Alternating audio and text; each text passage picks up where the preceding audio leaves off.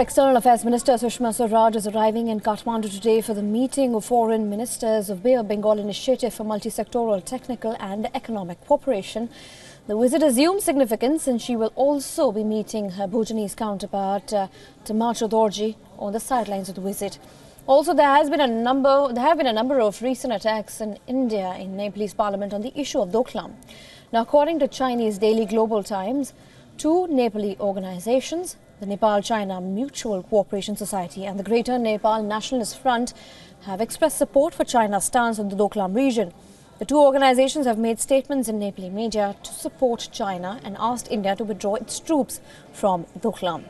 The statement was published in Nepal's Shaurya Daily, and Prem Sagar Paudal, the chairman of Nepal-China Mutual Cooperation Society, said, and I quote, "We totally support China's stance and sincerely ask India to respect China's territorial integrity and sovereignty.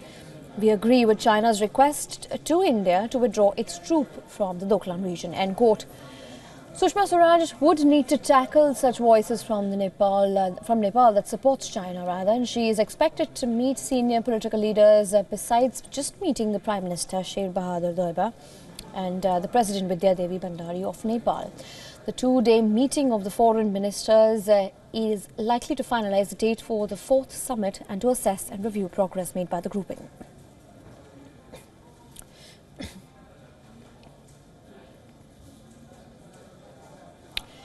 And we have our senior correspondent Ramesh Ramachandran also joining us on the program right from the point, ground zero from Nepal and Kathmandu. Good afternoon, Ramesh. What more details have we gathered? Has Sushma Swaraj reached Kathmandu?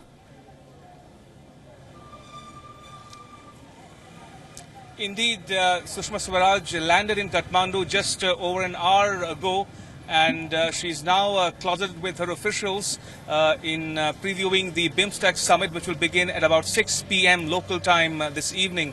But before that, she's expected to call on Prime Minister Deuba at about 4 p.m., followed by a courtesy call on the President at about 5 p.m. So those are the two engagements for Ms. Swaraj today.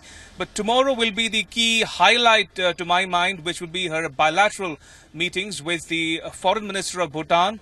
Bhutan, remember, is in the news because of the Doklam standoff between India, China and Bhutan, and that might overshadow the discussions here in Kathmandu. Jessica.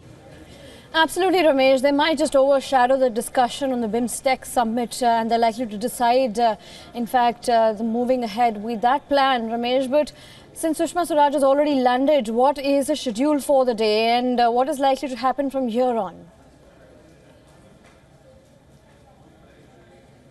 Right, as I said, Ms. Swaraj at the moment is closeted with her officials accompanying her and also Indian officials posted here in Kathmandu. And later in the afternoon, she will call on the Prime Minister and the President of Nepal, followed by the official inauguration at about 6 p.m. local time of the BIMSTEC summit. BIMSTEC, by the way, it comprises 7 countries: Bangladesh, Bhutan, Nepal, India, Sri Lanka, followed by Myanmar and Thailand. And BIMSTEC is emerging as a key sub-regional forum in the immediate aftermath of the SAARC summit, which was cancelled last year because of tensions between India and Pakistan. So clearly, BIMSTEC, SAARC's loss in a way is BIMSTEC's gain, and BIMSTEC in a way is complements India's Look East policy, or Prime Minister Modi's Act East policy, given its emphasis on looking eastward to the Southeast East Asian economies, namely Myanmar and Thailand. But just to give you a flavor, Jessica, of the mood here in Kathmandu today as we speak, I'm now joined by senior Nepalese journalist Enjina Karki. Enjina, good to have you on WION.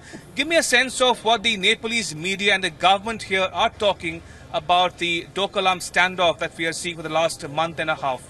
You know that in Nepali media, in local media, we can say that the Nepali people are, otherwise Nepali media are very silent in this issue, because Nepal is in between China's and Bhutan as well as India's borders. So Nepal is very silent, as well as Nepali media is silent in this issue. But they are... What do you mean by Nepal's silence? I mean, how does one interpret Nepal's silence? Because from government side, no any versions, no any agenda, no anything coming from government side. That's why the medias are also very silent. So they don't want to give their own versions. But does Nepal feel sandwiched between two big neighbors, India and China, and therefore possibly does not want to take sides in this particular issue? See, in the one program, our foreign ministers Krishna Bahadur Maharaj spoke in one program that he don't want to say anything about this issue because Nepal want to be a silence in this issue because this issue is according to the they don't want to say anything about this issue because this issue is India's and Bhutan and China's problem. So if there is any problem, big problem comes, then they will address something, they will speak something in this issue. Right now they are saying that they will be silent in this issue and they don't want to talk in even local media also. All right, on that note, thank you, engineer. So there you heard it. Nepal, we're told, is maintaining a studious silence on the issue of the Doklam standoff that concerns India, China and Bhutan. What one interprets, how one interprets the Nepal silence remains to be seen. Also, Ramesh, silence has also been maintained by the Bhutanese media. We don't see a lot of that coming out. So do you feel that there is a similar situation where even Bhutan has been sandwiched between India and China?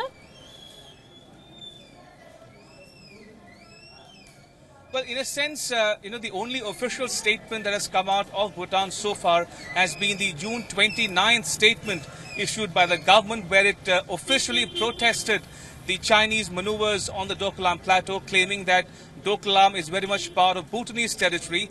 So that's the last official statement we've heard from Bhutan. But since then, in the recent couple of weeks, we've seen commentaries and editorials been written in the Bhutanese media, especially by senior journalists, one of whom especially claims that Bhutan does not want to see an escalation of tensions between India and China, because its economy is dependent a lot on how good its relations are with both neighbors. And there is no denying that Bhutan is anxious at how this whole episode might unravel or where this might take Bhutan going forward. But at the moment, as things stand, Bhutan is firmly on the side of the official Indian position that they have an invitation at the Bhutanese government. India intervened, and that's where things stand at the moment as we speak. All right, Ramesh, thank you for giving us those inputs. And of course, your special guest coming out to give us more details and understanding on the ground.